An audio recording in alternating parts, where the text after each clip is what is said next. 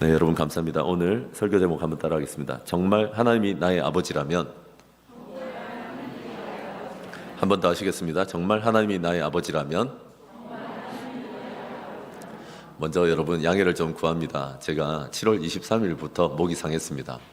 우리 교회 청소년부 수련회 하는데 기도회 시작할 때 제가 어떻게 마중물이 되어야 되지 않겠습니까? 주여 주여 너무 열심히 한 나머지 그때 상했는데, 돌아왔는데 우리 교회 수요 기도회가 있는데 더운데 수요 기도회 오신 분들 얼마나 귀합니까? 그냥 갈 수 없어서 그 주에 지난주 말고 그 직전 주에 죽어라고 또 기도를 했는데 목이 상했습니다. 라고 끝난 줄 알았지만 지난주 또 목요일에 제가 수련회 갔지 않습니까?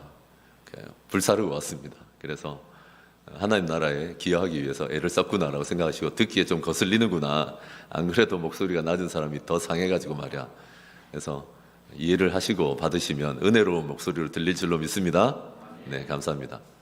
여러분, 제가 이제 지난 목요일에 수련회 때문에 이렇게 내려가 있었는데요, 가서 참 좋은 것들이 있었습니다. 당황스러운 것도 있었습니다. 제가 엄청 좋아하는 식당이 하나 있습니다. 태종대라고 하는 관광지인데 저는 뭐 그런 데 들어가고 싶어 하지는 않고 시간도 없었고, 한 1시간 10분쯤 남아있길래 내가 평소에 좋아하던 데 가서 밥 먹어야지 라고 하고, 현지인들이 가는 맛있는 맛집들은 비싸지 않고 맛있잖아요.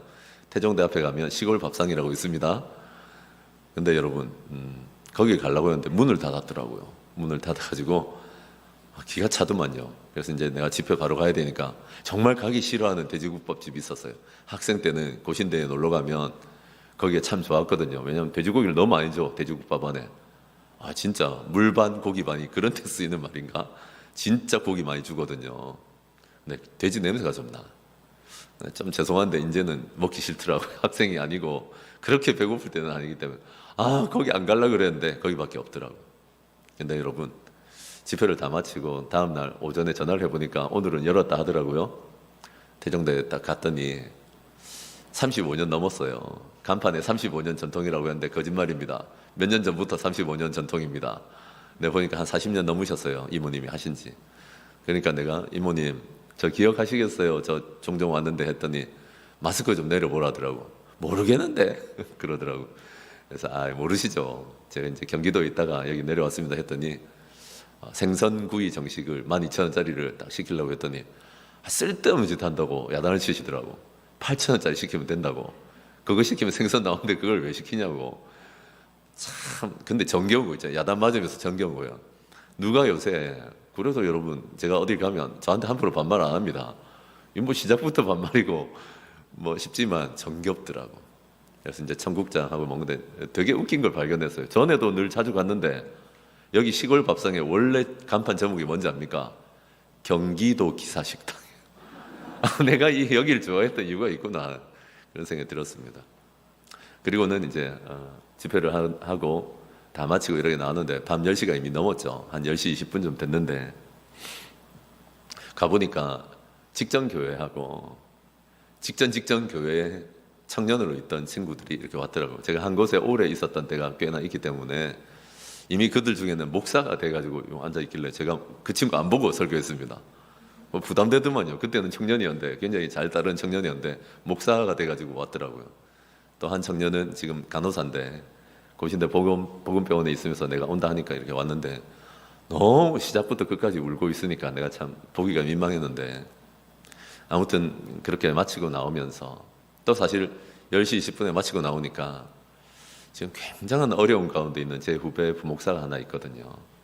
제 정말 동생 같은 친구인데 제가 그래 좀 피곤한데 그 4시간이나 운전해가 가가지고 집회까지 불사르고 나왔으니까 얼마나 자고 싶어요. 근데 숙소로 오라고 했어요. 여기 부산대교 보이는 좋은 숙소 잡아놨으니까 와라 라고 얘기해가지고, 그래 요즘 어떠냐 하고 얘기를 들어만 줬습니다. 제가 뭐 얘기할 게 별로 없고. 웬만하면 가잖아요. 1시 반에 가더라고. 나는 부산에 왔으면 부산대교도 좀 보고 간식도 먹고 이러면 되잖아요. 그럼 확 일어나가지고 밥 먹고 여기 올라왔습니다. 할렐루야. 그래서 여행 간 거 아니니까 당연하죠. 그래서 이제 신목사가 아시겠지만 나가면 좋은 데 다니네 라고 생각하지 마시고 고생하러 가셨구나 생각하시고 그렇게 하나님께 쓰임 받았으면 좋겠습니다. 그러니까 우리 교회는 목사님 하나님께 쓰신다고 하시면 어디라도 가십시오 하시는 교회 되기를 바랍니다. 때가 되면 쓰임 받는 거 아닙니다. 그냥 하나님 쓰시겠다고 하면 예스 하고 달려가면 정말 좋겠습니다. 참 그러면서 안타까웠던 건 뭔가 하면 저는 예전에 사역할 때 만났던 그 친구들에게 내가 주연이 되어줄 수 있을 줄 알았어요. 영화에도 주연, 조연, 단역 뭐 이런 거 있잖아요. 요새 뭐 한산 영화에 보니까 이순신보다 와키자카라고 하는 외장이 더 멋지게 연기를 한다고 난리더만요. 조연이 더 빛나더만. 어쨌거나 주연, 조연, 엑스트라 이렇게 있잖아요. 근데 저는 제가 주연이 되어줄 수 있는 줄 알았어요. 목사가. 아니더라고요. 아니라 내가 조연은 되어줄 수 있는 줄 알았어요. 아니더라고요. 엑스트라예요. 그래서 그 친구들이 집회를 마치고 장문의 카톡을 약속이나 한 듯이 서로 모르는 친구인데 저한테 보냈더라고요. 이러이러 했고 오늘 들은 말씀 중에 이러이러 했고 하는데 너무 많이 써주고 싶은데 격려가 되라고. 아니 엑스트라는 엑스트라로 사라지는 게 좋겠더라고. 그래서 짧게 두 구절 안아주고 싶었는데 손만 잡아줘서 미안하다. 남자 간호사예요. 그래서 내가 너를 좀 안아주고 싶은데 손만 잡아줘서 미안하다. 만나서 반가웠다. 이렇게 쓰고 말았어요. 그래 돌아왔는데 여러분 부산은 찐득하더라고요. 그건 모르시죠? 여기가 똑같이 장마를 지나고 여름이라도 여기 진짜 건조하고 좋습니다. 가시가시래. 내가 부산에서 여기 올라온 지 얼마 됐다고 치사하게 하필 영도라서 그럴 거예요. 영도는 바다에 막 이렇게 둘러싸여 있으니까 이거 왜 이렇게 찝찝한가 했는데 거기도 참 아름다웠지만 또 내가 여기 적응해 가는구나 하는 생각이 들었습니다. 아무튼 여러분 참된 주연은 제가 하나님께 맡기고 올 수 있었던 건 뭔가 하면 잠시 있다 없어지는 사역자가 주연이 아니라 오직 우리 하나님이 주연이십니다. 아멘이십니까? 예수로 말미암아서 허물과 죄로 죽었던 사람이 예수님이 나를 대신하여 죽었다는 것을 믿게 되고 자녀가 되고 나면 하나님이 주연 되어 주십니다. 하나님이 진짜 우리의 아버지 목 다 해주십니다. 하나님이 아버지가 되어 주시거든요. 근데 정말 하나님이 나의 아버지십니까? 가끔 보면 이렇게 너의 아버지예요. 다른 사람들은 하나님이 역사도 많고 하나님의 사랑을 많이 받는 것 같은데 나의 아버지는 아닌 것 같은 분들이 왕왕 있어요. 정말 하나님이 나의 아버지라면 어떤 변화가 일어날까요? 이제 막 예수를 믿었기 때문에 아직 그 변화를 경험하지 못한 분들도 계시겠지만 정말 하나님이 나의 아버지고 나의 주연이시라면 우리에게는 어떤 변화가 일어날까? 세 가지를 나누고 싶습니다. 첫째로 한번 따라합시다. 말씀이 들리기 시작합니다. 크게 해볼까요? 말씀이 들리기 시작합니다. 우리 39절 한번 다시 읽습니다. 39절만 시작. 대답하여 이르되 우리 아버지는 아브라함이라 하니 예수께서 이르시되 너희가 아브라함의 자손이면 아브라함이 행한 일들을 할 것이거늘.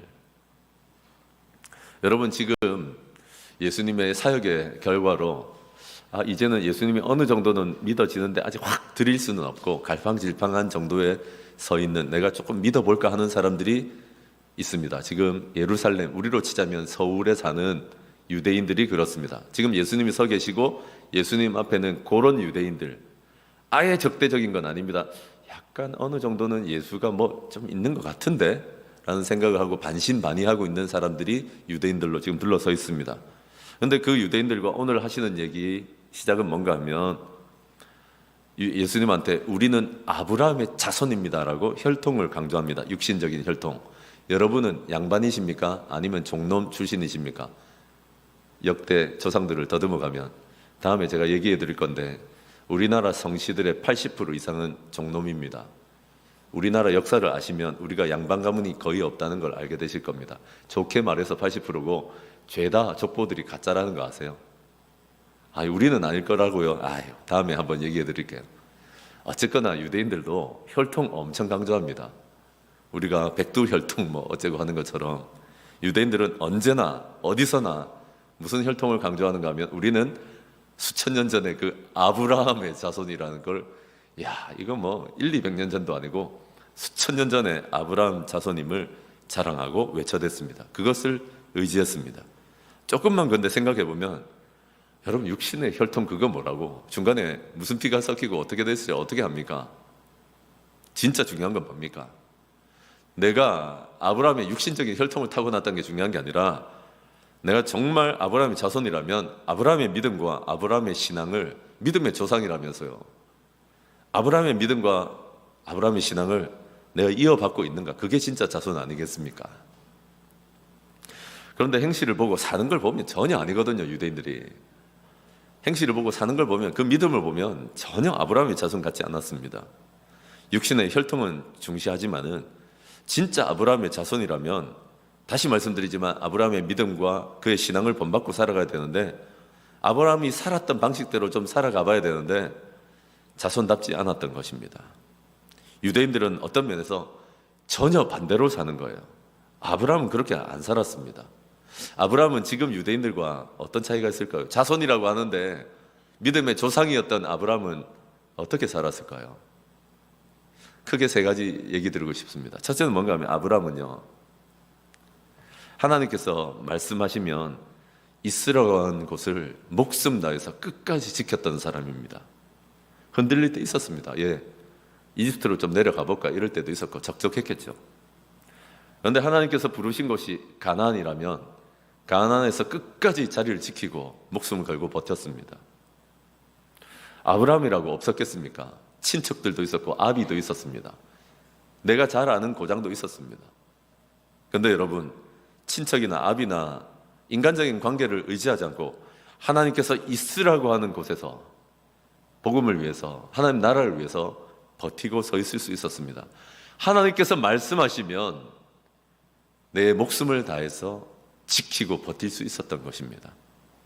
아브라함은 하나님 말씀에 그렇게 반응했습니다. 또 한 가지, 아브라함 하면 기억나는 게 뭐 있습니까?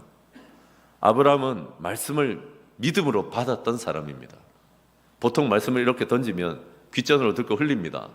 아니면 잠시 갖고 있다가 잠시 좋아하다가 잊어버립니다.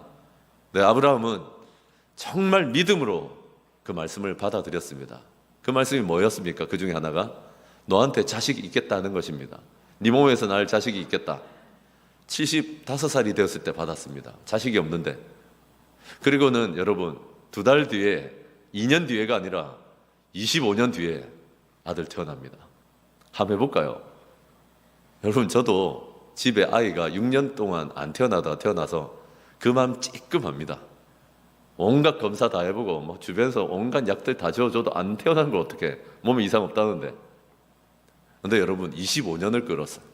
그런데 하나님은 아브라함이 이 약속들을 믿고 끝까지 이 약속을 믿음으로 받는 걸 보면서 그를 의롭다라고 하셨습니다. 우리는 하나님의 말씀이 임하고 나면, 들리고 나면 그것을 한 25년 부패하지 않고 간직할 수 있습니까? 아브라함은 또 어땠냐면, 여러분, 어느 날 청천벽력 같은 얘기를 하십니다. 하나님께서 아들을 바치라고 했습니다. 자식들이 우상인 분들 많잖아요. 벌벌 떨 수 있잖아요. 우리, 저도 첫째 태어났을 때 우상이었어요.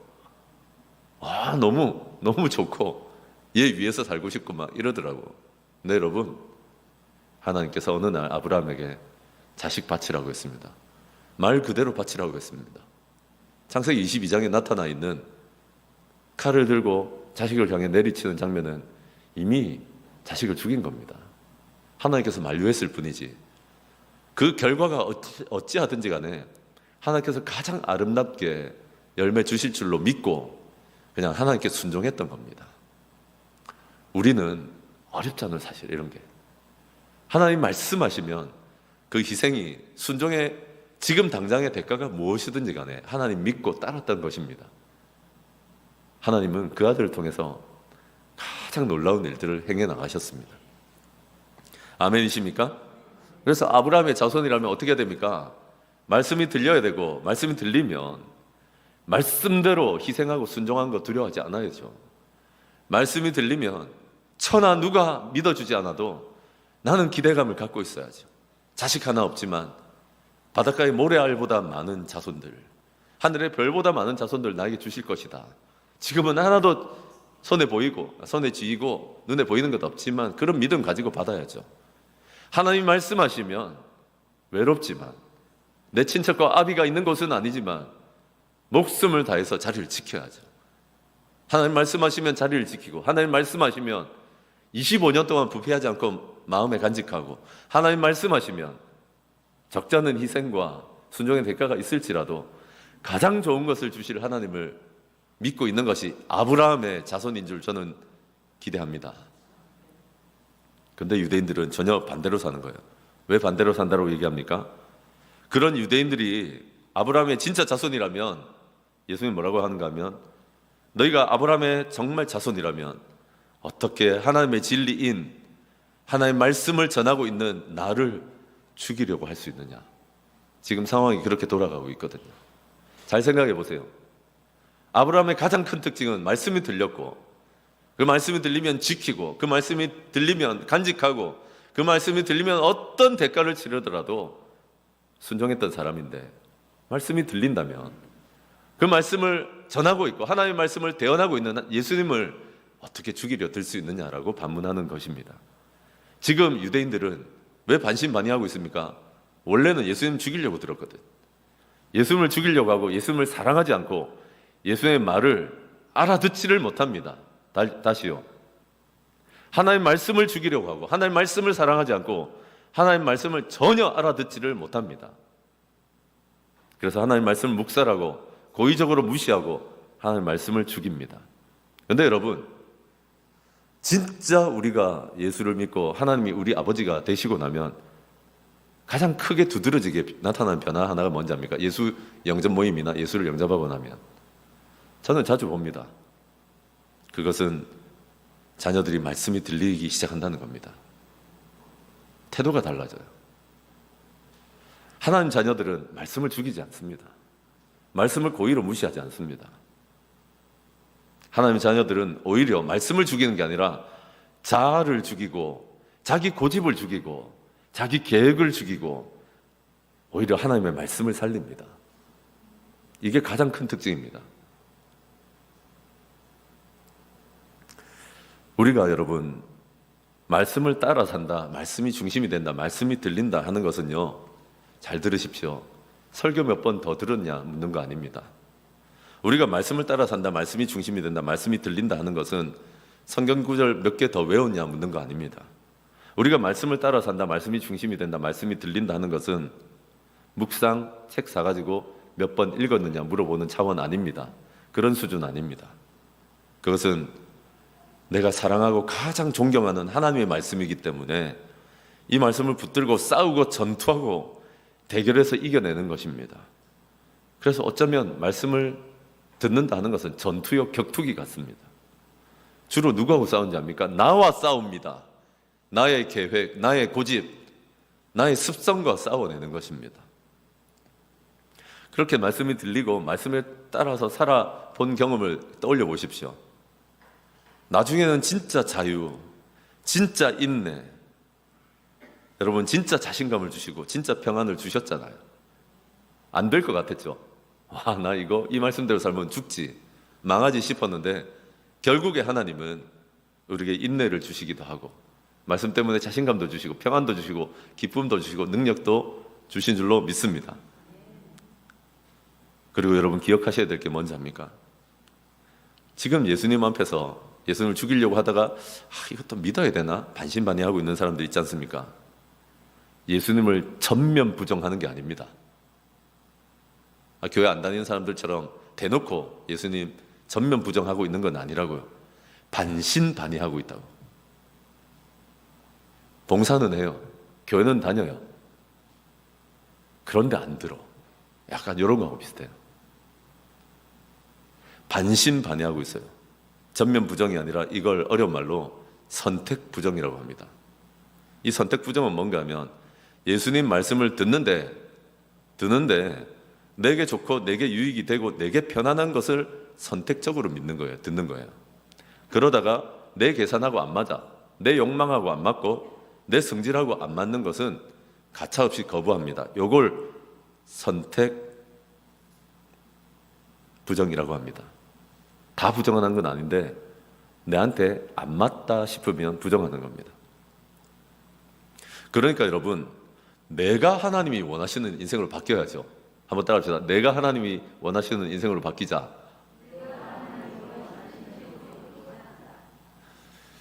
지가 하나님을 바꿔요. 의외로 많아요. 내가 하나님을 내가 원하는 대로 바꾸려고 해요. 달리요. 내가 교회의 가르침을 따라서 내가 바뀌는 게 정상 아닙니까? 예수님의 몸된 교회인데. 그런데 내가 자꾸 교회를 바꾸려고 하니까 힘이 든 거예요. 목장을 통해서 하나님이 우리를 둥글둥글하게 만들어 가시는데 자꾸 목원인 내가 목장을 바꾸려고 그러는 거예요. 이게 마음에 안 든다, 저게 안 된다 하는 거예요. 그건 하나님의 자녀의 믿음이 아니에요. 그건 유대인들의 선택적 믿음입니다. 그건 모욕입니다. 지금 유대인들이 예수님 모욕하는 것처럼 선택적인 믿음 혹은 선택적인 부정은요, 진짜 하나님 모욕하는 겁니다. 그래서 여러분, 내가 하나님 자녀입니다. 아브라함처럼 내 입맛에 맞는 것만이 아니라 지키라고 하는 자리, 아브라함처럼 간직하라고 하는 믿음, 아브라함처럼 말씀이 들리면 희생이 있는 섬김 감당하시는 저와 여러분 되시길 바랍니다. 하나님을 믿느냐? 정말 하나님 자녀가 되었느냐? 오늘 본문을 통해서 가장 큰 특징은 뭐라고 기억하셔야 되는가 하면 내가 말씀이 들리느냐입니다. 여러분 말씀이 들린 지 오래되셨습니까? 그게 장기간이 되면 예수 영접 모임이나 생명의 삶에 꼭 들어오셔야 됩니다. 우리가 하나님 자녀가 아닐 수 있습니다. 그래서 여러분 말씀이 들리느냐, 이것은 하나님의 자녀인가 라고 하는 가장 큰 표징 중에 하나라는 것을 이해하시고, 받은 말씀을 붙들고 살 때 진짜 기쁨, 진짜 생명, 진짜 능력과 평안이 온다는 것을 믿으시는 저와 여러분 되시길 바랍니다. 하나님이 진짜 정말 나의 아버지라면 말씀이 들립니다. 둘째로 한번 따라합시다. 거짓이 싫어집니다. 한 번 더 하겠습니다. 거짓이 싫어집니다. 전에 막 거짓 아무렇지도 않고 좋아하고 막 이랬는데 그게 싫어진답니다. 44절 같이 한번 읽어보겠습니다. 여러분의 목소리로만 44절을 하나님의 말씀으로 크게 한번 읽겠습니다. 8장 44절입니다. 시작.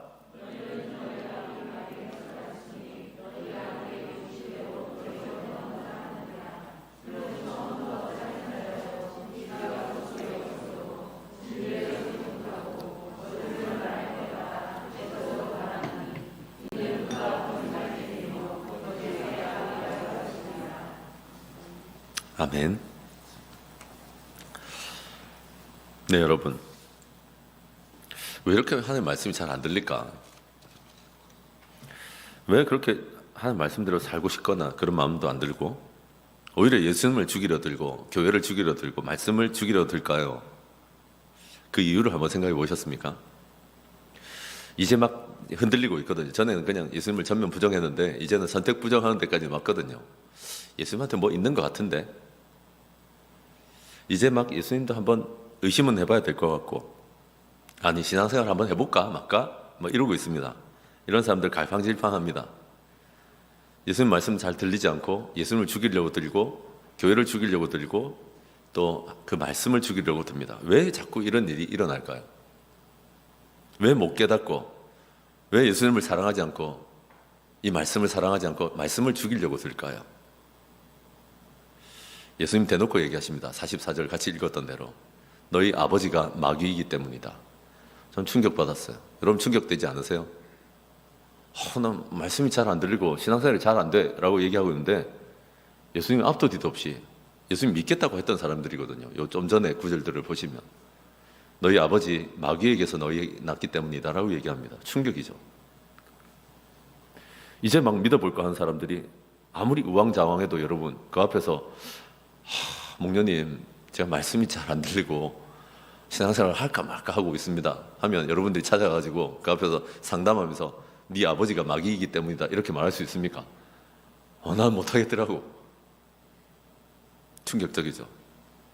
왜 성경 말씀이 안 들리고 성경 말씀을 사랑하지 않고 말씀대로 사라지지가 않는가? 신앙생활의 기쁨을 잃어버리고만 이렇게 있는가? 왜 내가 아브라함처럼 살 수는 없는가? 바로 마귀의 자식이기 때문입니다 라고 얘기하십니다. 내 얘기가 아니라 예수님이 지금 그렇게 얘기하고 있습니다. 마귀의 가장 큰 특징이 뭔지 아십니까? 자기 욕망, 욕심대로 사는 겁니다. 그게 마귀한테는 제일 중요합니다. 자기 욕망, 자기 욕심대로 사는 겁니다. 요거를 이루기 위해서 마귀는 서슴지 않습니다. 자기 방법을 쓰는 걸. 주로 어떤 방법을 쓰는지 44절에 나옵니다. 마귀의 관심을 기울이고 좀 들어주세요. 천한 놈이지만 마귀는 자기 욕심과 욕망대로 살기 위해서 첫째, 살인합니다. 죽여서라도 이루려고 합니다. 나를 죽이고 내 생각과 내 계획을 죽이면 될 일을 그게 그렇게 싫으니까 다른 사람을 그렇게 탓하고 다른 사람을 죽입니다. 교회를 죽입니다. 하나님을 죽입니다. 말씀을 죽이려 듭니다. 원래 마귀는 그래서 처음부터 태초부터 하나님의 백성들을 죽여서라도 살인해서라도 자기 욕망을 이루는 놈이었습니다. 둘째는 뭔가 하면 진리가 그 속에 있지 않고 진리에 서지를 못합니다. 한두 번 들어가지도 않거니와 그 말씀 위에 이렇게 서본다는 게 불가능한 그런 인생입니다. 마귀는 그렇게 살아요. 셋째는 뭔가 하면 거짓이 본성이기 때문에, 본성은 뭡니까? 본성의 특징은 힘 안 들이고 할 수 있는 거예요. 너무 좋아. 내가 거짓말 해가지고 다른 사람을 위기에 봉착시키고 위기에 빠뜨리고 이런 걸 너무 좋아해. 마귀는 원래 그래요. 그리고 거짓의 압이에요. 나만 그런 게 아니라 자기만 속으면 되는데 자식들도 대학 들어가서 신앙생활 해라. 지가 거짓 신앙생활 하는 것도 모자라서 자식의 인생을 그렇게 망가뜨려요. 거짓의 아비가 돼가지고, 여러분 이 거짓의 아비가 뭐 심각한 것도 있겠지만 약간 한두 개 보태서 말하고 약간 비틀어서 말해요. 그게 얼마나 교회를 어렵게 하는지 압니까? 마귀가 딱 그런 짓을 한다고요. 마귀는 자기 욕망과 욕심을 이루기 위해서 살인하는 거, 거짓을 행하는 거, 진리에 서지 않는 거 전혀 거리낌 없어 합니다. 이 마귀의 자식으로 너희가 태어나 있기 때문에 들리지 않는 것이고 나를 죽이려 하는 것이고 하나님의 말씀을 사랑하지 않는 것이다 라고 대놓고 얘기하는 것입니다. 굉장히 마음 상하실 수 있겠지만 여러분 잘 생각해 보시면 예수님의 수제자 중에 아시는 분 있죠? 베드로라고 있는데, 베드로가 아무도 예수님이 누군지 알아주지 않을 때 주는 그리스도시고 살아계신 하나님의 아들이라는 멋진 명고백을 했습니다. 수제자잖아요. 그런데 어느 날 예수님께서 하나님의 뜻을 이루기 위해서 내가 십자가를 지고 죽어야 한다라는 계획을 얘기하실 때 만류했습니다. 막아섰습니다. 그때 예수님이 수제자에게 뭐라고 하셨는지 아십니까? 마귀야, 내 뒤로 물러가라고 했습니다. 난 진짜 섭섭하더라고. 내가 아닌데도, 내가 베드로가 아닌데 묵상하다가 너무 섭섭한 거야. 어느 날 신앙생활하고 있는데 내가 좀 잘못했기로서니 하나님이 마귀야, 내 뒤로 물러가라. 여러분 그 교회 다니겠습니까? 어느 날 담임 목사가 나타나가지고 일부 때도 못했지만 누구누구 이름을 부르면서 마귀짓 그만하세요 라고 하면 여러분 그 목사하고 신앙생활 할 수 있겠습니까? 요즘 같은 신앙생활에 툭 하면 교회 옮기는데 내가 얼마나 참 믿음이 없는가 하면 내가 하나님 2부 예배 1부 예배 가가지고 마귀 이런 얘기를 하기가 좀 거시기 한데 난 그렇더라고. 근데 예수님은 그렇게 안 해요. 대놓고 얘기해요. 진짜 예수님의 수제자라도 마귀짓 할 수 있다는 걸 잊으시면 안 돼요. 예수님 앞에 지금 믿을까 말까 갈팡질팡한 사람도 마귀짓 할 수 있습니다. 그럼 여러분 진짜 하나 물어야 되는 건 뭔가 하면 우리가 마귀짓 할 수 있습니까? 목사가 마귀짓 할 수 있습니까? 여러분이 마귀짓 할 수 있습니까? 있습니다. 한 번도 생각을 안 하더라고. 설마 내가 우리 교회에 마귀짓을 하고 있겠나? 내가 설마 우리 목장에서 마귀짓을 하고 있겠나? 그 생각 안 하더라고. 제가 존경하는 지금 은퇴하신 이재철 목사님 강의를 듣다 보니까 파리넬리 아시죠? 이게 중세 음악이나 이런 음악에서 보면 진짜 멋진 고음을, 왜 소년 때는 고음을 내다가 변성기를 지나면 내 목소리처럼 바뀌어 버리잖아요. 노래 못하지. 그래서 이제 파리넬리 같은 사람들은 카스트라토라고 하는데 진짜 초고음을 내기 위해서 거세를 해버렸다고. 남자가 되지 못하게 만들었죠. 우리 넷이 만드는 것처럼.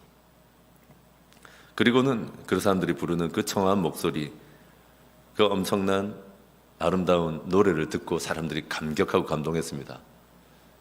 여러분, 카스트라토가 주로 활동했던 곳이 어딘지 아세요? 교회입니다. 교회가 아름다운 찬송을 위해서 한 사람의 인생에 거세를 행할 수 있다는 게 믿어지세요. 지난 2000년의 교회의 역사를 보면 얼마나 마귀짓을 많이 했는지 압니까? 교회가.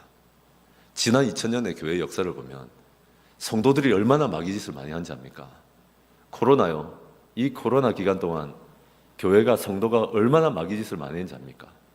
진짜 주님을 위하고 교회를 위하면 이럴 수 없다는 짓을 얼마나 많이 하고 몸살이고 또는 오버하고, 우리가 정말 마귀짓 할 수 있다는 것을 인정 좀 하셔야 됩니다. 그래서 사실은 마귀짓이 싫어집니다라고 두 번째 대지를 썼다가 내가 지우고 거짓이 싫어집니다. 하여튼 신 목사는 약해. 예수는 대놓고 마귀라고 얘기하는데. 그래서 여러분, 내 생각과 내 판단으로 주님을 꾸짖고 말씀을 죽이려 들면 그게 마귀짓의 시작입니다.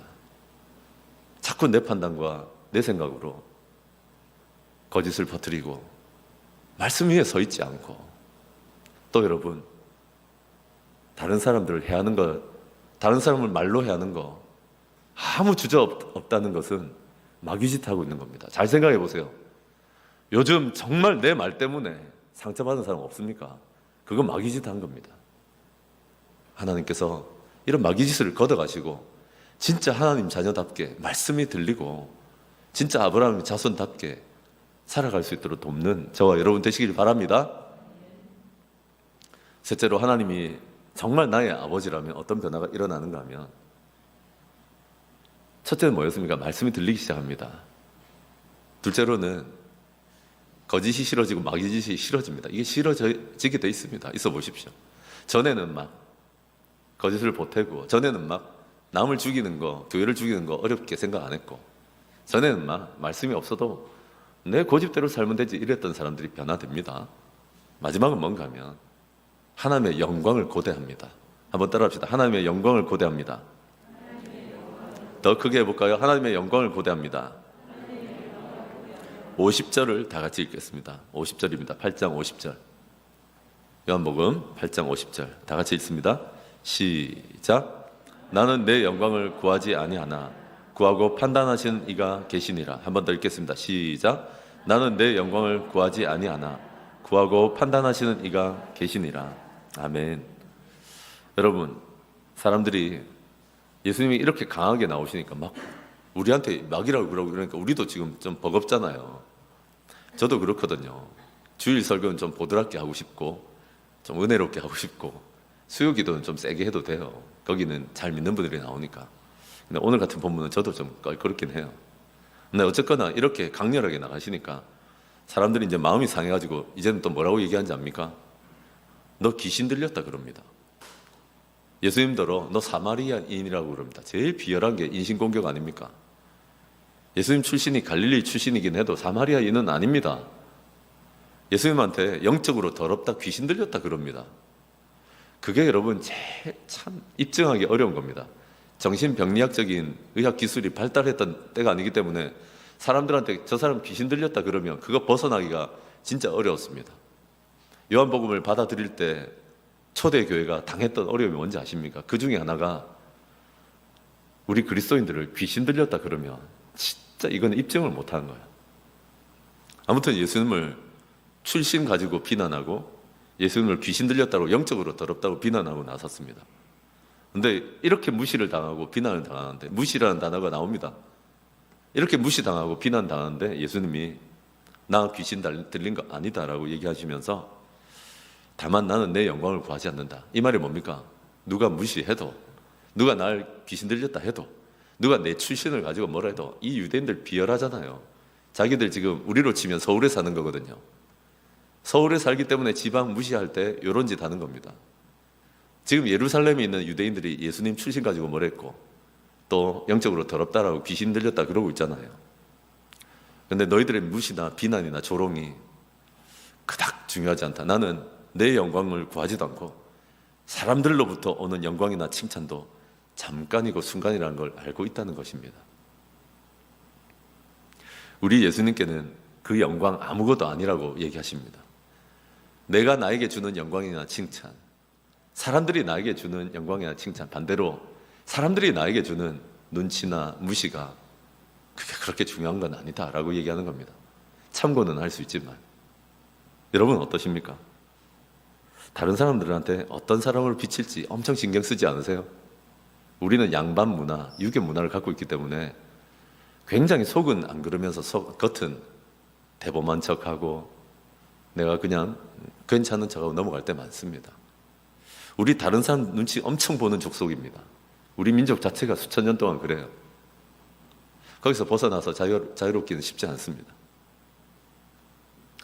그래서 여러분, 자꾸 사람들한테 어떻게 비치는지 신경 쓰고, 자꾸 목사가 어떻게 평가하는지, 내 그래 생명의 삶 하면 숙제 검사할 때 반드시 얘기하는 거 기억나세요? 나 이 숙제 안 봅니다. 도장만 찍습니다. 하나님 앞에서 하세요라고 하는데, 그런데도 그렇게 정성을 들이셔. 나 안 본다고 했잖아. 사람들이 나 어떻게 볼까 봐 그렇게 신경 쓰이는 거 봐.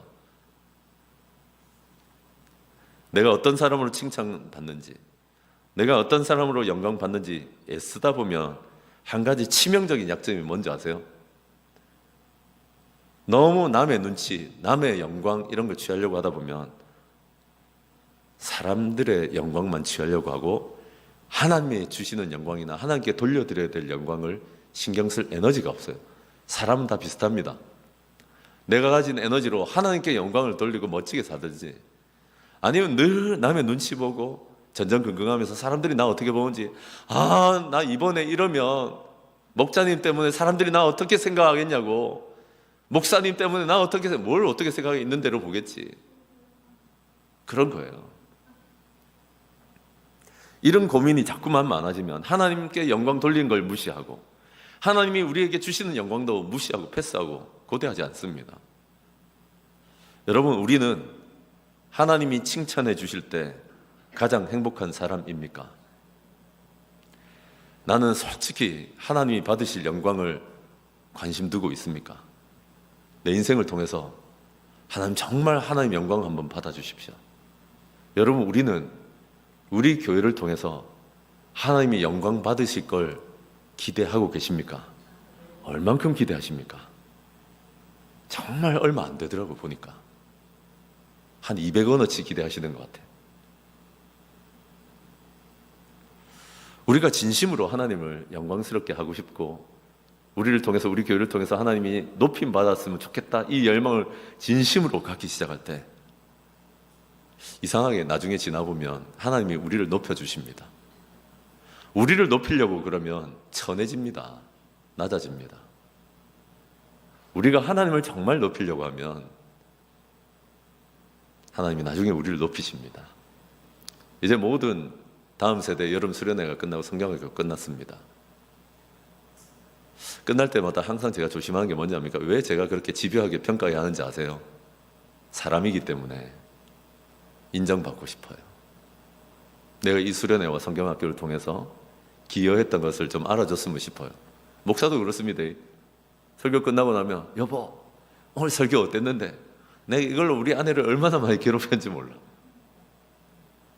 잘했다 하겠지. 그럼 못했다 할까? 근데 진짜 여러분, 사람에게서 받는 영광을 취하기 쉽거든요. 근데 하나님께 진짜 영광을 돌리고, 또 여러분, 기도 시간에 하나님, 이번 수련을 또 이번 성경학교를 섬기면서 저에게 해주고 싶은 칭찬이 있으십니까? 하나님이 주시는 그 칭찬 한마디가 얼마나 오래 가는지 압니까? 영원히 갑니다. 저는 이번에 고신대 갔는데 하나님 뭐 칭찬할 거 없습니까? 라고 물었더니, 야, 그 냄새 나는 돼지국밥 먹고도 사명을 잘 감당해서 잘했어 라고 하시는 마음을 주시더라고. 나 진짜 그 국밥 먹기 싫었거든. 별것 아닌 것 같지만 하는 거 나 사이에 있는 겁니다. 하나님, 진짜 오늘 집회를 통해서 내가 드러나지 않고 뭐 이렇게 나설 만한 게 없어도 좋습니다. 정말 하나님 영광 받으시고 할 수 있으면 우리 교회도 좀 알려주십시오 했어요. 그래, 제가 잘하는 얘기 있잖아요. 여러분, 제가 여주에서 왔는데요, 여주에 유명한 게 뭔지 아세요? 대왕님표 쌀이 유명하고요, 그 다음에 여주광양교가 유명합니다 했더니 막 웃는데 여주 사람이 3명 와 있더라고 거기. 내가 함부로 말하면 안 되겠다, 그런 생각을 했습니다. 여러분, 하나님의 영광에 관심을 기울이시는 저와 여러분 되시길 바랍니다. 주를 높이면 하나님이 우리를 높이시는데, 내가 높아지려고 그러고 다른 사람 피곤하게 하면 천하고 낮아집니다. 제가 이번에 이제 수련회 갔는데 이 수련회를 지난 10여 년, 15년 넘게 기획하고 계속해서 주최하고 있는 사람은 한 의사입니다. 그 친구는 제 후배입니다. 근데 이 친구가 학교에서 저를 잘 봤나 봐. 제가 학생단체 대표였는데 어느 날 대운동장 계단을 내려갈 때 저한테 뭐라고 하는가 하면, 형, 나중에 제가 의사 되고 나서 의사 수련회를 할 건데 그때 형이 꼭 와서 강의를 해달라 그러더라고. 그래라 하고는 난 우습게 여겼는데 이 친구가 전문의도 되기 전에 그 바쁠 때 레지던스 지나고 이러면 정말 정신 없거든요. 수련회 개최하더라고. 그걸 불러. 갔더니 여러분 동네 수련회를 하더만 그냥 차는 팀도 이상하고 그 수련회 자체도 너무 허접해요. 근데 그 열정이 난 참 보기 좋았어. 근데 여러분 목자 목님들은 이번에 그 사진 보셨겠지만 거기에 쓰이고 있는 영상이나 거기에 동원되고 있는 악기들이나 그 팀들이나 보통 사람들은 아닙니다. 지난 15년을 지나면서 한 사람이 하나님의 영광을 위해서 살았더니 그런 일들이 일어나더라고요. 그런데 이 친구가 뭐 했냐면 다른 사람들은 막 연애에 빠지고 대학생 되면 괜히 뭐 타락하고 막 이러잖아요. 이 친구는 그게 아니라서 내가 참 희한하다고 생각했거든요. 늘 하나님 위해서 주를 위하여 그러는데 기타도 못 치는 사람이 어느 날 기타를 배우더니 이 친구 음반이 사진까지 나온 거 아세요? 뭐요? 의사인데 가스펠 그 CCM 음반을 사진까지 냈어. 그 중에 몇 곡은 진짜 유명합니다. 웃기는 놈이다 라고 생각했어요. 근데 어느 날 보니까 사업체를 인수해서 사업하고 있어. 네 의사 아니가? 형, 그런데 하나님께서 이걸 더 쓰고 싶어 하셔서 지금 CEO 하다가 방학 되면 의료 선교 나가고 전문이기 때문에 가끔 알바 자리 나온답니다. 그럼 가서 한두 주 띄워주고 이런답니다. 여러분 청년 때 하나님 만나는 게 진짜 어마무시한 게 뭔가 하면 어디까지 하나님께서 높이실지 모릅니다. 이 한 사람 때문에 그때 의료인이 되어 있거나 예비 의료인들이 제안을 해가지고 100명이 꽉 차가지고 수련회 하거든요. 그때 학생들이던 그 수련회 준비하던 친구들 지금 다 의사 되어 있습니다. 다 간호사 되어 있고 약사 되어 있습니다. 얘들 솔직하게 얘기하는데 왜 이렇게 내한테 좋은 숙소 잡아주노? 원래 안 그랬잖아. 부산 살 때는 안 그랬잖아. 그랬는데 형, 제가 또 뒤에서 알아보니까 이제 좀 낫는답니다. 그때 학생이던 우리가 이제 다 의사 되지 않습니까? 라고. 수련회를 무료로 해요. 질이 낮아서가 아니라 안 받아도 된다는 거야. 와, 난 깜짝 놀랐습니다. 여러분, 하나님의 영광을 고대합시다.